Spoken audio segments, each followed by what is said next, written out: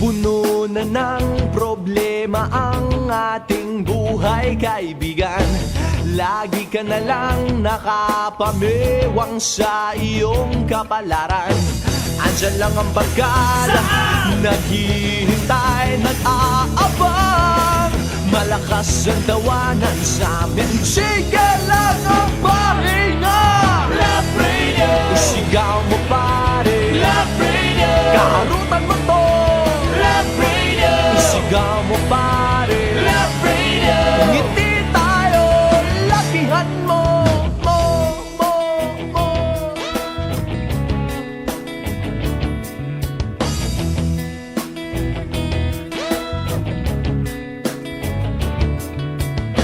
Kailangan pa bang i-memorize? Tao'y sadyang matibay, naghahanap ng tropa sa gitna ng kalungkutan. Ganito talaga kabisyo, ang saya-saya. Malakas ang tawanan sa amin, sige lang ang pahinga. Love Radio, Isigaw mo pare, Love Radio, kakulitan mo to. Love Radio, Isigaw mo pare, Love Radio. ngiti tayo, lakihan mo. Kahit di araw ng Pasko, tawanan ang problema.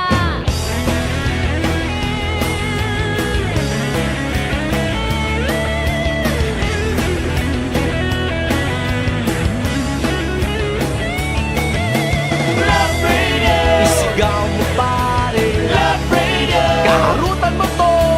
Love Radio, Isigaw mo pare, Love Radio, ngiti tayo, lakihan mo.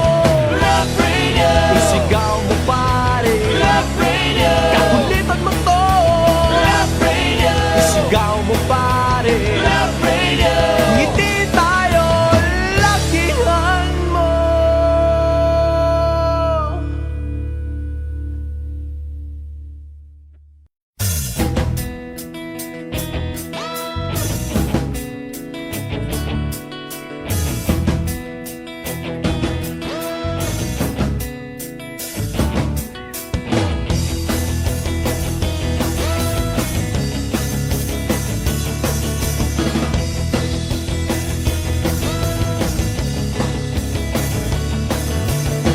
Puno na ng problema ang ating buhay, kaibigan. Lagi ka na lang nakapamewang sa iyong kapalaran. Andyan lang ang barkada, naghihintay, nag-aabang. Malakas ang tawanan sa amin, sige lang ang pahinga. Love Radio, Isigaw mo pare, Love Radio, kaharutan mo to. Love Radio, Isigaw mo pare, Love Radio. ngiti tayo, lakihan mo, mo.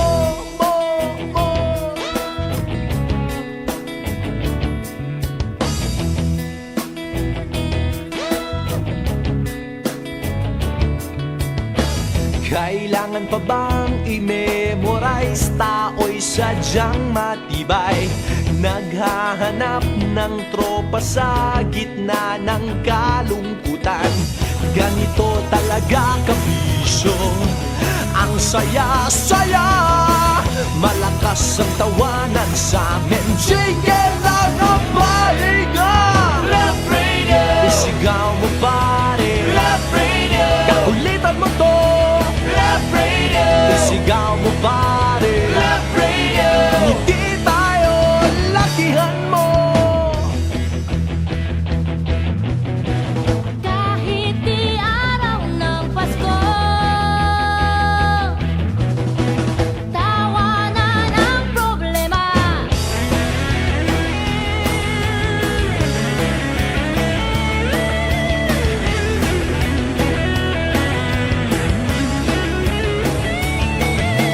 Love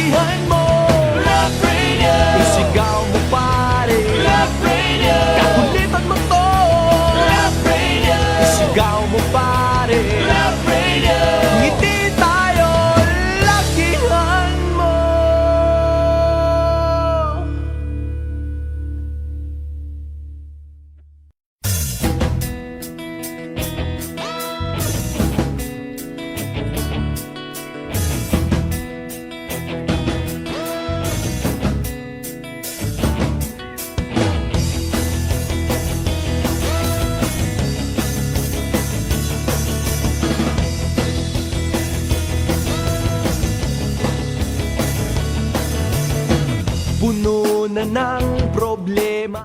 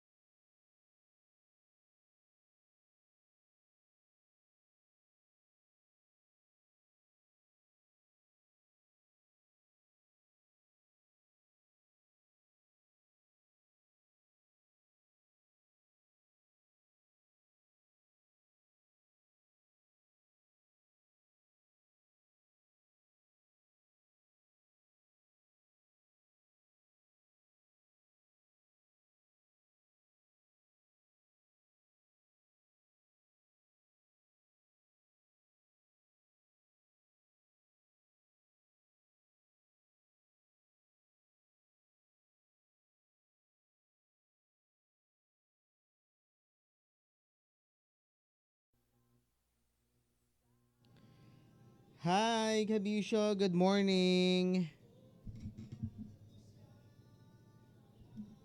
Morning po, morning balita. Umagang balitaan po tayo mga Kabisyo.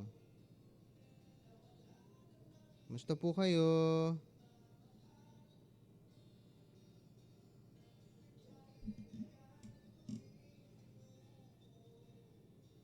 Good morning sa mga Kabisyo nating nakatutok sa kanilang Facebook. Through our Facebook. Good morning po. Ayan, mga hindi ko nababati minsan pag nagla-live ako kasi nag-i-end live na ako. Sorry lang ha. Pero maraming salamat po for the support, for watching us sa Facebook live po natin.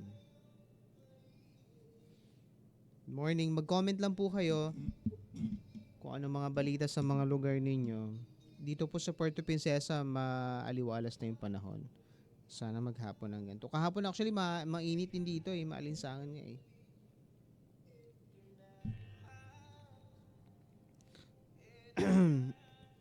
Yes. Eto na.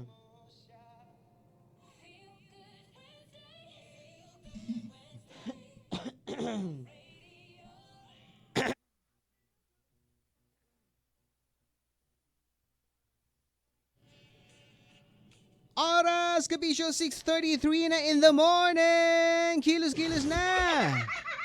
Oo, baka malate ka pa, Kabisyo. Wednesday, may pasok ka. Oo, walang ang ganda-ganda ng araw eh. Ano ba? Actually, kahapon pa maganda yung panahon dito sa Puerto Princesa. Mainit, maalinsangan nga. Sabi nga ng Beshi ko, hi Beshi! Good morning sa mga Kabisyo nating maaga pa lamang ay kumakayod na todo kayod, todo bakod-kod. Ganun talaga. Morning balita kasama ko, Ray Porter sa Love Radio Palawan. Kailangan pa bang i-memorize yan? Basic! Live na live tayo sa Love Radio Palawan Facebook page, Kabisyo. Kaya naman pwede kang makibahagi sa ating kwentuhan. Ayan, talakayan. Naks, talakayan talaga. Lakas maka AM, lakas maka DZRH. Sa ating mga balita ngayong umaga, ito na muna sa atin hong balita na i-turn over na sa Coast Guard Station Eastern Palawan ang bahagi ng umano'y rocket ng China na natagpuan ng isang mangingisda sa Cuyo, kamakailan. Isa sa ilalim sa pagsusuri ng Maritime Law Enforcement Group ng Philippine Coast Guard ang na-recover na debris para matukoy kung ito nga ay bahagi ng rocket ng China. Matatanda ang naglunsad ang China ng rocket nitong nakaraang buwan ng Agosto kung saan itinakdang drop zone ang karagatan sa pagitan ng Puerto Princesa at Tubataha sa Cagayan Silio. Ayan. So malamang sa malamang yun na nga no, yung alala nyo yung gumulantang sa atin kung ano nang ginawa ng mga content creator na AI edit, di ba? Pina-OA nila. Pero yun na, feeling ko yun na yun mga kabisyo. No, kasi habagat yung hangin so may possibility na inanod yung debris na yon sa kuyo. Pero again, hindi pa ako eksperto, yan ho ay akin lamang opinion. Expert opinion. Kuno, subject for tawag dito, checking and susuriin pa po ng maritime group ng PCG kung yan ho talaga ay bahagi ho ng rocket launch ng China. Okay, rocket launch, rocket na ni-launch ng China. Ay nako. Anyways, kamusta sa inyo ho mga lugar mga kabisyo? Maganda na ho ang panahon dito. Yan, sumikat na ho si Haring Araw sa mga kabisyo nating nagpapatuyo ng mga labahin. Ay nako, magandang panahon ito, ano? Maglaba na. Samantalahin na ho natin ang pagkakataon na maganda yung ating panahon sapagkat because may bagyo na naman ho na nasa loob ng Philippine Area of Responsibility within the day. Sabi ho ng Pag-asa ay posibleng itaas na ho ang signal number 1 sa may bahagi ho ng Mindanao. Ayan, so ang trajectory ng bagyo na ito base ho sa imagery ng Pag-asa ay dadaan sa may bahagi ho ng Kabikulan at sa Manila. Ayan. Sa kahulalabas ng West Philippine Sea at PAR. Oras 6:36 in the morning. Morning balita pa rin. Kasama pa rin ako, Ray Porter sa Love Radio. Kailangan pa bang i-memorize yan? Basic.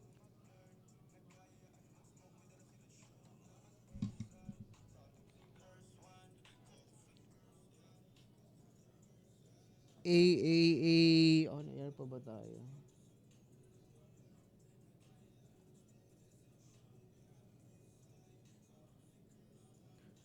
Good morning po mga kabisyo.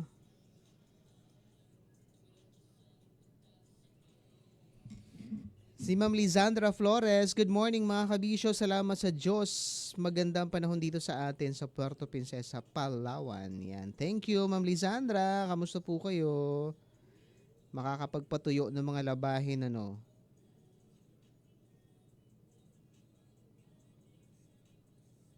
Namamaho kasi yung damit kapag hindi na arawan. Ewan ko. Kaya dapat talaga ay umaraw. Yan. Good morning Ma'am Lizandra Flores at sa mga kabisyo nating maaga pa lamang ay gising na. Ayan, nagtatrabaho para sa pamilya. Ika nga. Ano ho? Kayod para sa pamilya. Wait lang.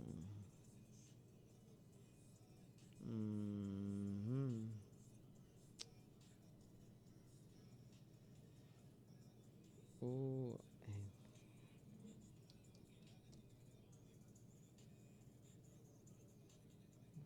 47. Okay.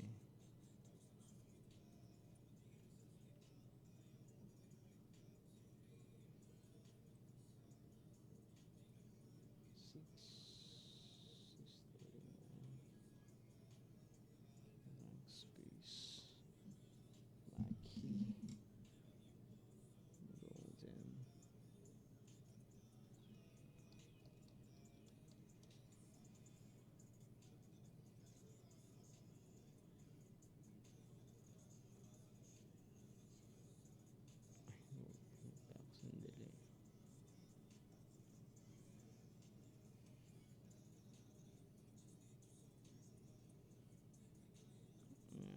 Tapos,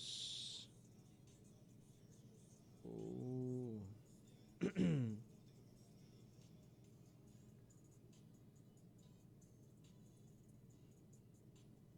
Kailan? APC.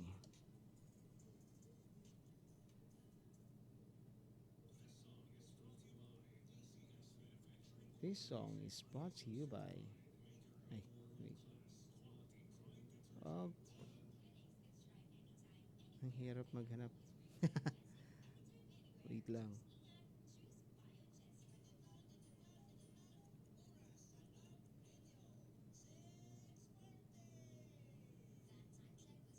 Okay, mag-time check ako ng Bad Liar. Tama ka dyan, mabango talaga ang labahin kapag naarawan. Iba kasi ang tuyo sa araw. Totoo yan, Ma'am Liz, no? Pagka hangin-hangin lang, di mo alam kung ano, di ba? May amoy, tas di mo alam kung may dalang alikabok yung hangin. Kaya mas maganda talaga yung tuyo sa araw. Especially yung mga bedsheet. Nako, ang bigat labahan ng bedsheet, pero ang sarap naman higaan. Tuwing kailan ba kayo nagpapalit ng bedsheet? Alam nyo, dapat pala every after 2 weeks ang pagpapalit ng bedsheet, no? Ngayon ko lang nalaman. Ngayon ko lang nalaman. Akala ko 1 taon.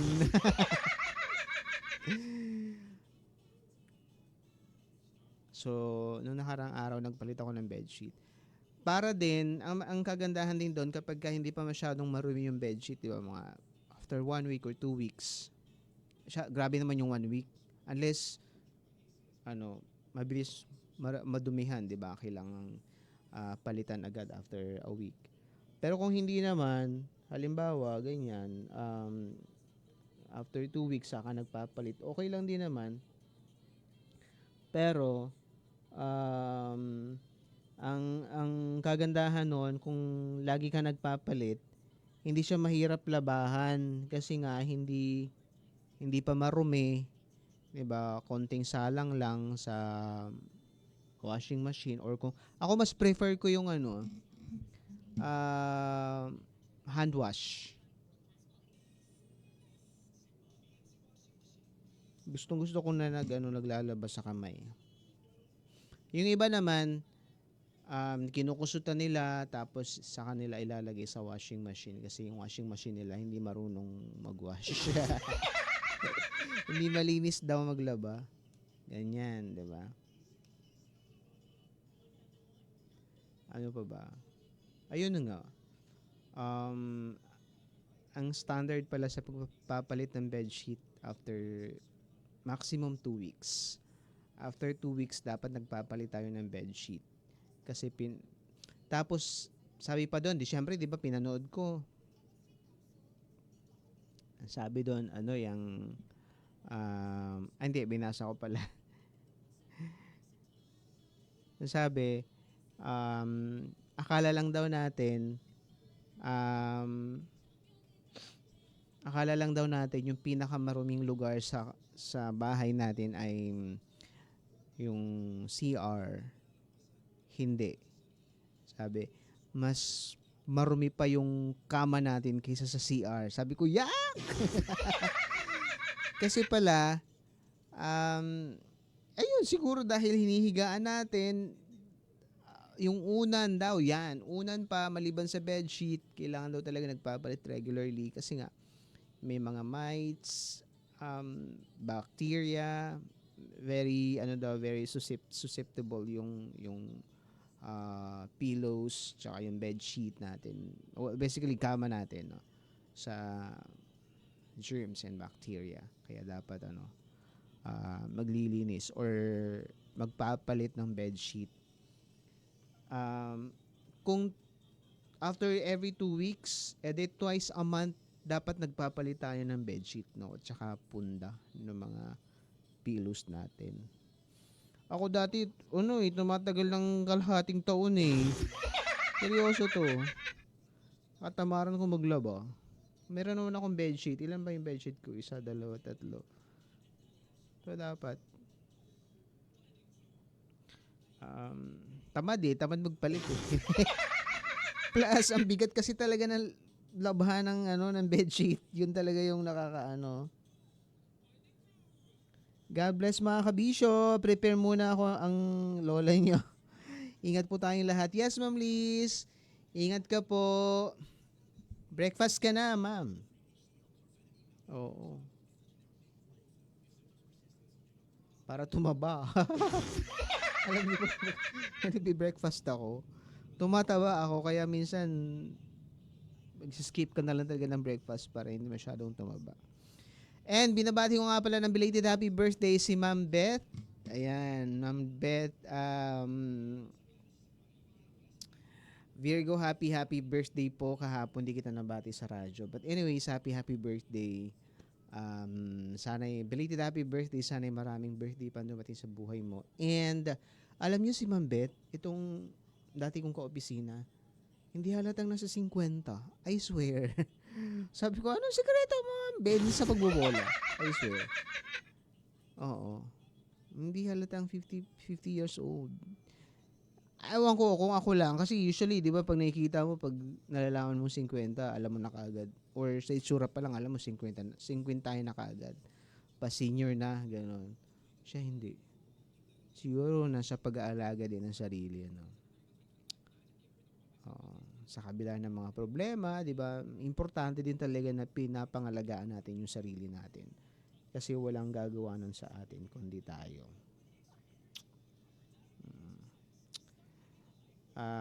Sabi nga, self-love is the best love. Wow!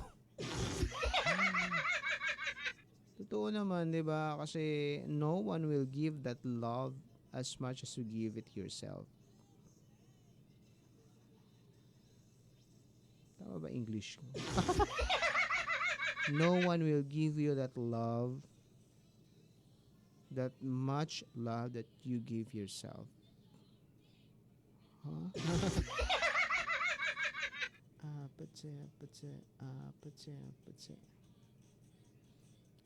Anyways, ako i-exit na mga kabisyo. Maraming salamat po sa inyo. Makinig sa radyo 98.3. On air pa rin po ako hanggang mamayang 8 in the morning. Thank you, Ma'am Liz, Lizandra Flores, and of course, sa mga kabisyo nating maaga pa lamang ay kumakayod na para sa mga mahal sa buhay, para sa pamilya, and everything else. Ingat po tayong lahat. Bye! Pinag-uusapan pa rin po ngayon sa Senate, no? Ang, alam mo, ang tindi, no? Malalaman mo talaga yung mga senador na yung mga senador na may kinakampihan eh. Ito si Marcoleta, ang lala na ito eh. Bye!